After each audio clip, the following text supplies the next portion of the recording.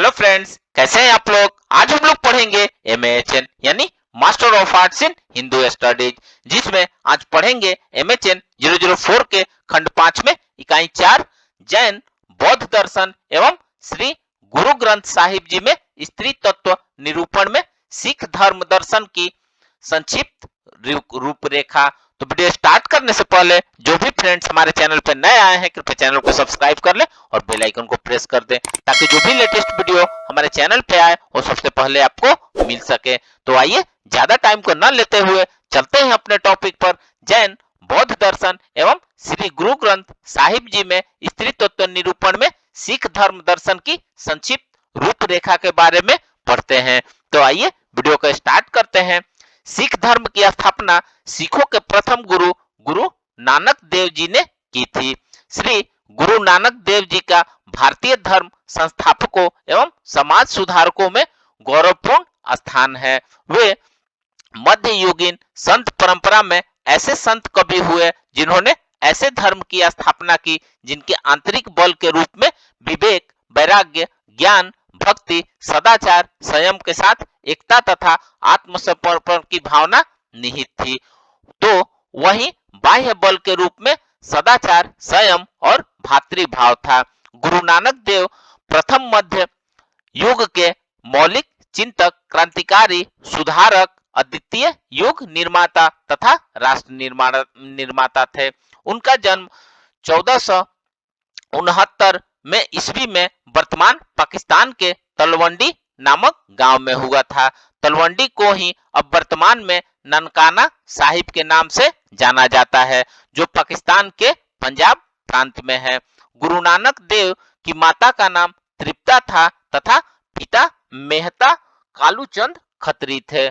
गुरु नानक देव बचपन से ही प्रखर मेधा वाले थे तथा अध्यात्म उनके जीवन में प्रवाहित हो रहा था, जिनके प्रमाण में गुरु नानक देव से जुड़ी कई चमत्कारिक घटनाएं और प्रसंग कथा के रूप में यथास्थान उल्लिखित है, जिसका सांकेतिक अर्थ यह है कि वे रूढ़ियों, अनुष्ठानों, अंधविश्वासों को नहीं बल्कि आचार व्यवस्था को अधिक महत्व देते थे।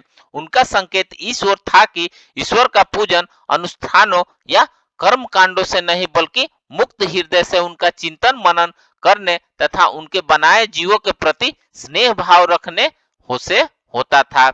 गुरु नानक देव की आध्यात्मिक शक्ति का प्रथम दर्शन उनकी बहन नानकी ने किया था। समय बीता और गुरु नानक देव का विवाह 16 वर्ष की आयु में गुरदासपुर की सुल कखनी से हो गया। लगभग 16 वर्ष बाद गुरु नानक देव के प्रथम पुत्र चंद का जन्म हुआ तथा उसके 4 वर्ष बाद दूसरे पुत्र लखीमदास का जन्म हुआ। दोनों पुत्रों के जन्म के बाद नानक देव ने तीर्थ यात्रा करने का निश्चय किया। बच्चों के साथ ससुराल में छोड़कर वे अपने 4 मित्र लहना, बाला, मर्दाना तथा रामदास के साथ 1507 ईस्वी में तीर्थ यात्रा के लिए पड़े। सन 1521 में गुरु नानक देव ने संपूर्ण भारत, अफगानिस्तान, फारस तथा अरब देशों के प्रमुख स्थानों की यात्रा की तथा लोगों को उपदेश दिया।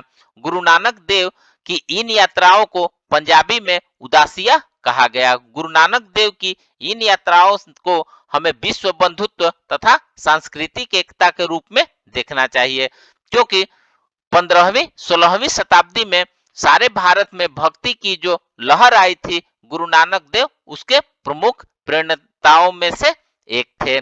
दक्षिण में बसवेश्वर, पुरंधरदास, गुजरात में नरसिंह मेहता, हिंदी के क्षेत्र में कबीर दादू, रैदास तथा सुदूर असम में शंकर देव जैसे महान संतों तथा भक्तों के समान गुरु नानक देव ने भी धर्म और जाति को भेद को त्याग कर सब धर्म मतों तथा मनुष्यों की समानता तथा एक ईश्वर की प्रभु सत्ता का संदेश दिया। गुरु नानक सद व्यवहारिक थे, जिसके कारण हिंदू और मुस्लिम दोनों ही उनका आदर सम्मान करते थे, क्योंकि उनके समय में दोनों धर्मों में मतावलंबी परस्पर सद्भाव से रहते थे। यही कारण था कि नानक को मुसलमान सद्जनों की और संतों की संगति सुलभ हुई। तत्कालीन अनेक भाषाओं, गुरुओं और संतों को ही समान गुरु नानक देव ने भी अत्यंत सरल बोधगम्य भाषा में रचित पदों और भजनों के माध्यम से आम जन को शिक्षित किया।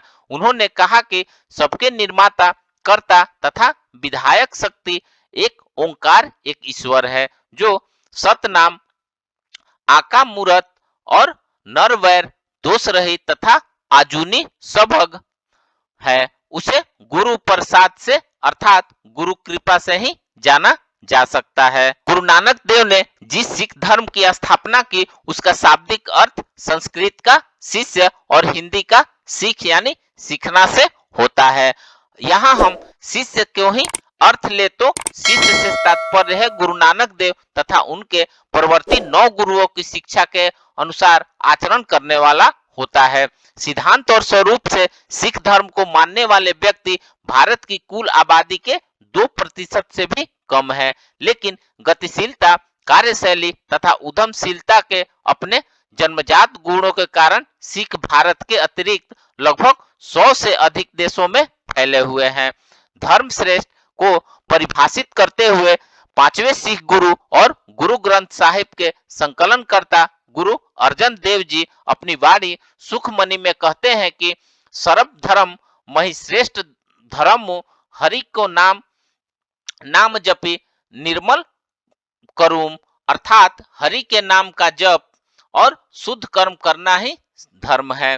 15वीं शताब्दी के उत्तरार्ध में स्थापित सिख धर्म में कुल 10 गुरु हुए, जिनमें प्रथम गुरु नानक देव एवं 10वें गुरु गोविंद सिंह थे, जिन्होंने 1699 ईस्वी की बैसाखी के दिन आनंदपुर साहिब में संगत से लिए 5 प्यारों को अमृत की दीक्षा देकर खालसा पंथ की स्थापना की तथा सिख धर्म को एक नई ऊंचाई पे पहचान दी।